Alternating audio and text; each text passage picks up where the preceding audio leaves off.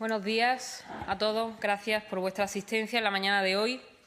En estos días de luto por la muerte del Papa Francisco, queremos expresar nuestro pesar en nombre del Grupo Parlamentario y nuestras oraciones por el alma del Papa Francisco, así como por todos los cardenales que próximamente tendrán que elegir a la nueva cabeza de la Iglesia. Y en estos días pedimos especialmente que el Señor les ilumine. En cuanto a la actividad parlamentaria, vamos con el primero de los temas. Los datos no mienten.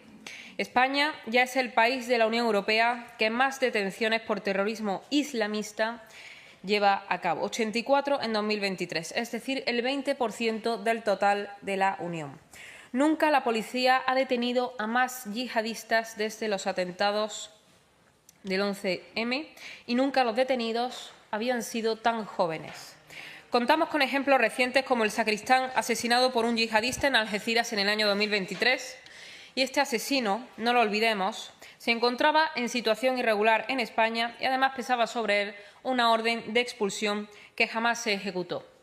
Marlaska y Sánchez no hicieron nada y hoy siguen en sus puestos. Desde la llegada de ambos al Gobierno en el año 2018, la delincuencia no ha dejado de crecer y las mujeres en particular han sido testigos de un alarmante incremento en los delitos sexuales. Por ejemplo, las violaciones en grupo se han disparado un 64% en los últimos 5 años. Es imposible tener un país seguro si no protegemos nuestras fronteras. El año pasado llegaron casi 64.000 inmigrantes ilegales a nuestro país y la inseguridad creciente que sufrimos está estrechamente vinculada a la inmigración ilegal, tal y como evidencian los datos del Ministerio del Interior y también de la Generalidad de Cataluña en concreto y especialmente. Por ejemplo, más del 75% de los presos en Cataluña entre 18 y 22 años son inmigrantes y casi la mitad de origen marroquí.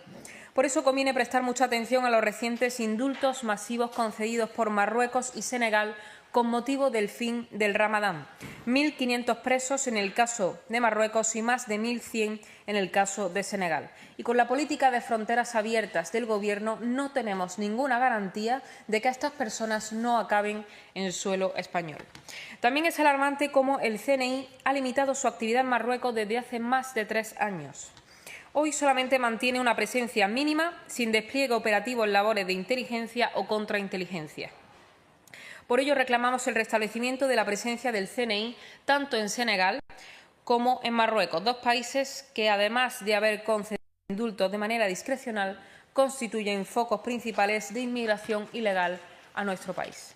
Por supuesto, tampoco permanecemos impasibles ante la desarticulación de Oconsur, una unidad clave en la lucha contra el narcotráfico en Andalucía, como por desgracia comprobamos cuando 2 agentes fueron asesinados por narcos en febrero de 2024 en Barbate, tras el desmantelamiento de esta unidad. Exigimos su inmediata reactivación como medida urgente para combatir una de las amenazas más graves para la seguridad en el sur de España.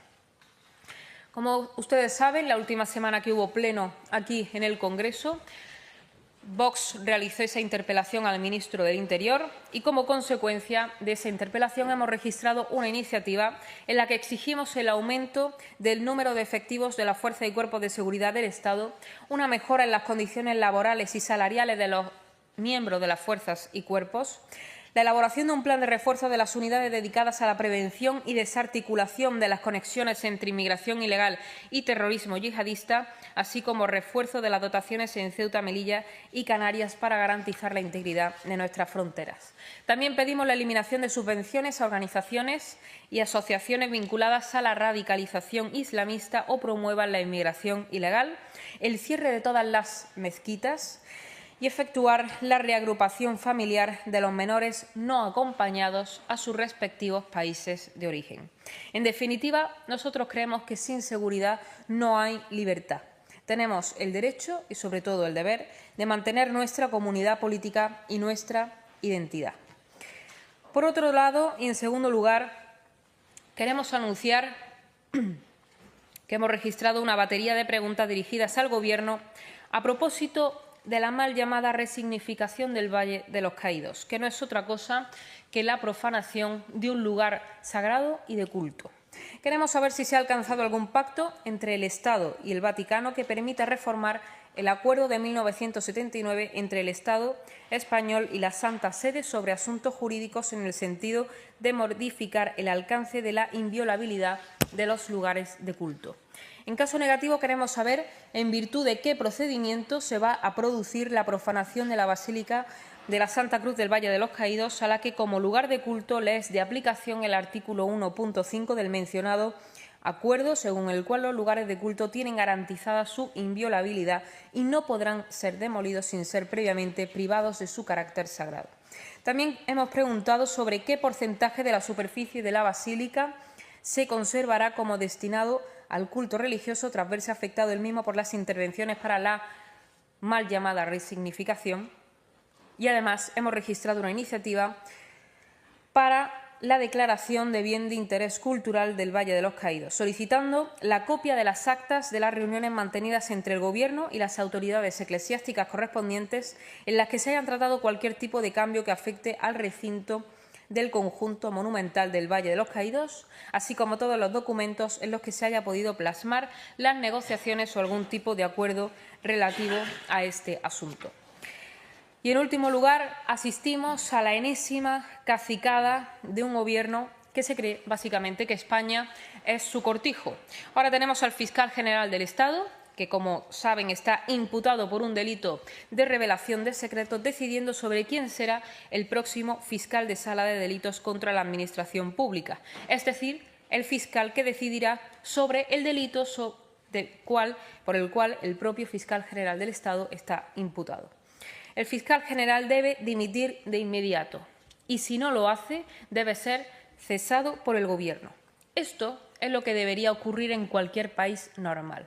Pero nosotros no somos ingenuos y sabemos perfectamente que lo que está pasando no es normal y que este Gobierno está dispuesto a hacer cualquier cosa. Por lo tanto, no cabe esperar que Sánchez se vaya por su propio pie y es por ello que hay que hacer una oposición total y absoluta a este Gobierno, con el que no cabe ninguna negociación de nada, ningún acercamiento de ningún tipo y ningún pacto de ninguna índole. Y sin más, quedo a su disposición.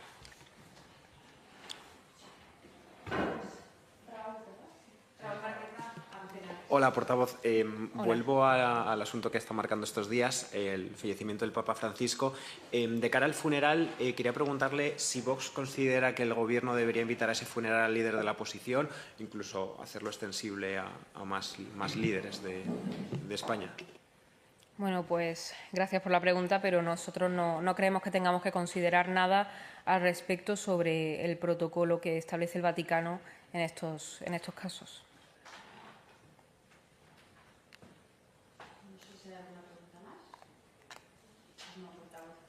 Pues muchísimas gracias.